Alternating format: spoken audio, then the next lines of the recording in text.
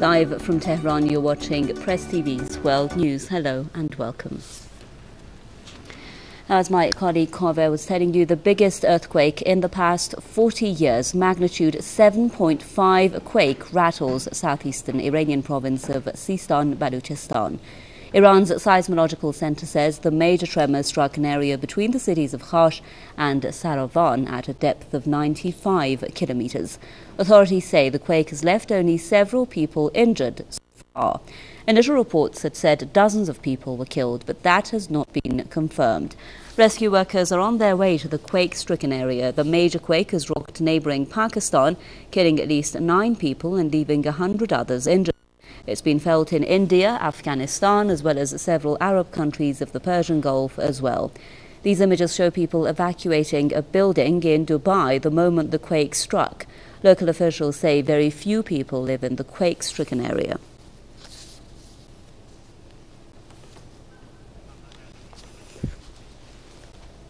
Our Tehran correspondent, Gambar Naderi, is with me now live to give us all the additional information.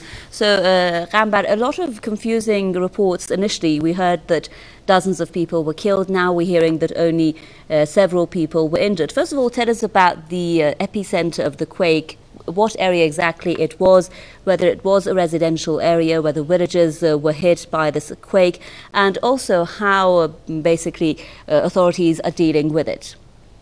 Homa, it is too early to jump to any kind of conclusion when we have an earthquake that has just happened a couple of hours ago.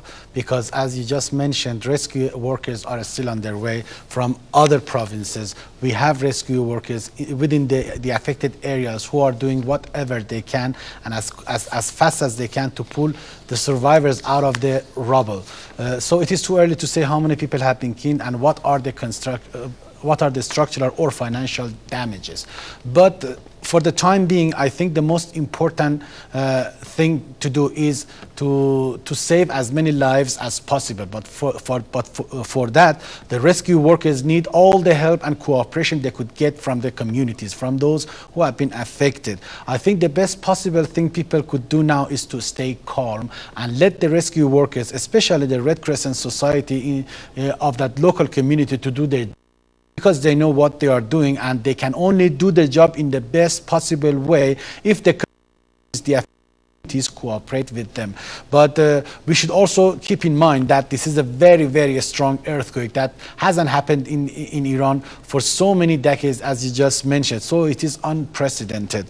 The epicenter of the earthquake is Saravan in Sistan and Balochistan province, very close to Khash. So we are talking about local communities. The good news is that we have downgraded the number of casualties, the number of those who have been killed because of the low population density in the affected areas. We don't have very, very big or major cities in these part of the country, and that's the reason why we don't have so many casualties. But we shouldn't be so happy about it, because even if one person has been killed, it means that one family has lost one of their beloved ones. So it is not a time for us to celebrate.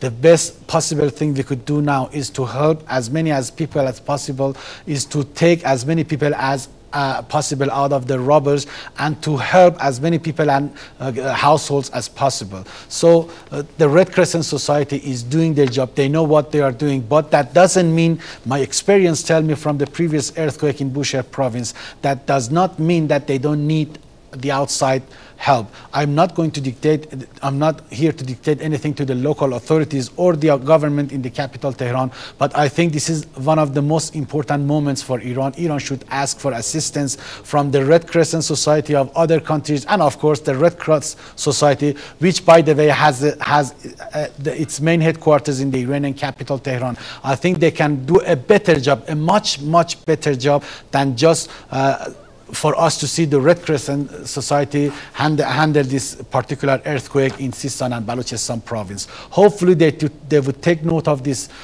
Just a reminder from me, a person who just had this unfortunate experience in Bushehr province, and they will ask for assistance, because the first 24 hours is what counts. The first couple of hours are very crucial, and this is the time that the Red Crescent Society, with the help of the local communities and the authority, and of course hopefully with the help of the Red Crescent Society and the Red Cross of the international community, to take as many people, to save as many people, as many lives as possible in these couple of more crucial hours. Gambar Nadiri, Tehran correspondent, with the information there. Gambar, thank you very much. Do stay with us, but I'm just hearing that also with us now live from Islamabad is our correspondent there, Nano, with the latest. Now, Javed, you were telling us earlier that according to what you're getting, 9 people have been killed and 100 others have been hurt in Pakistan. It looks like the effects of this massive earthquake in Pakistan have been very severe indeed. And we've just got other news saying that over 1,000 houses collapsed as the earthquake hit Pakistan, according to some local media there. What else can you tell us?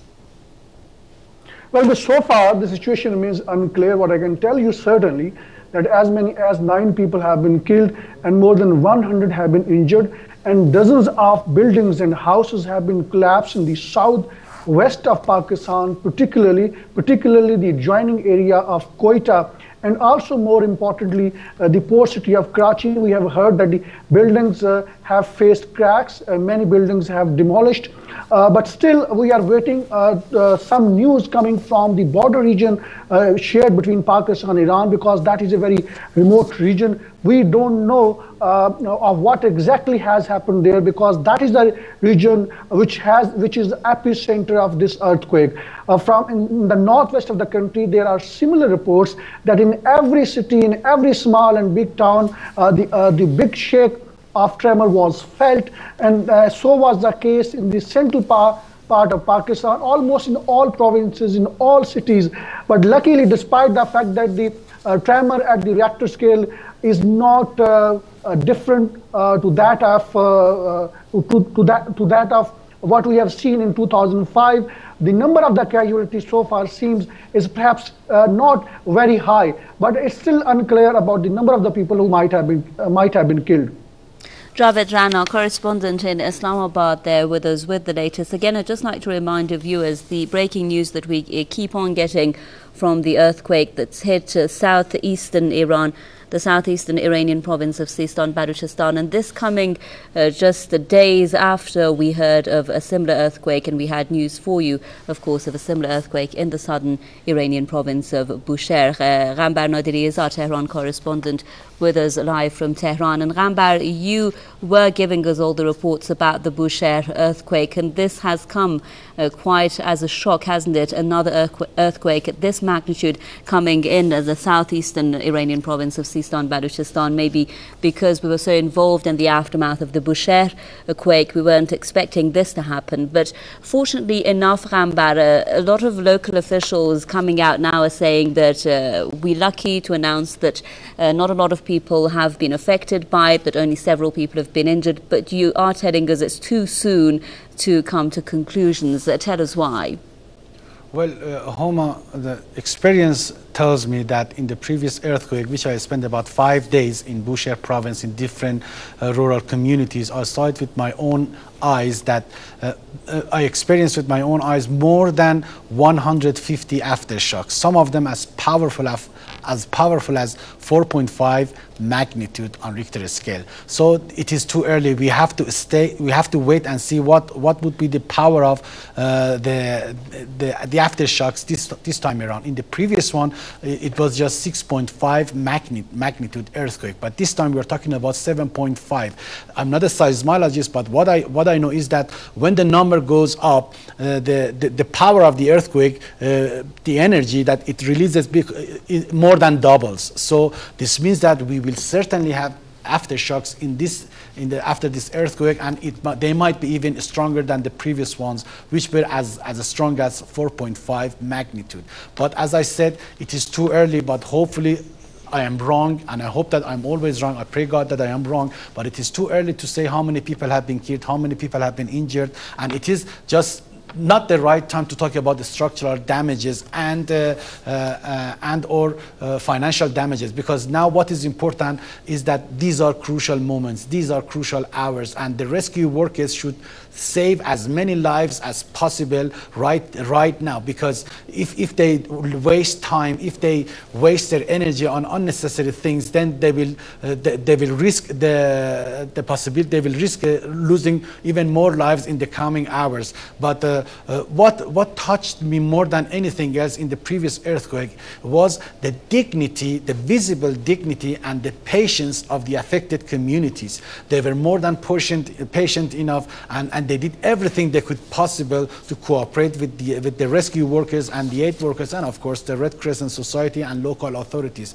I am more than confident and positive that this time around we will experience the same thing, that there will be no major clashes that sometimes some media outlets unfortunately try to give the impression that there have been some major clashes between the aid workers and the local communities. No, I'm more than confident that this time around we will not see again this kind of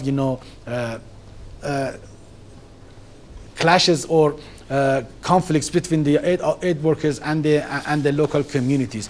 But more than anything else, I think, like the previous ones, the local communities have only one thing to do. Their one and only job is to stay calm and cooperate fully with the Red Crescent Society and rescue workers, because search and rescue missions are now very well on their way, and we will definitely see again help arrive from the neighboring provinces and local Red Crescent societies of other provinces, and of course the central government in the capital.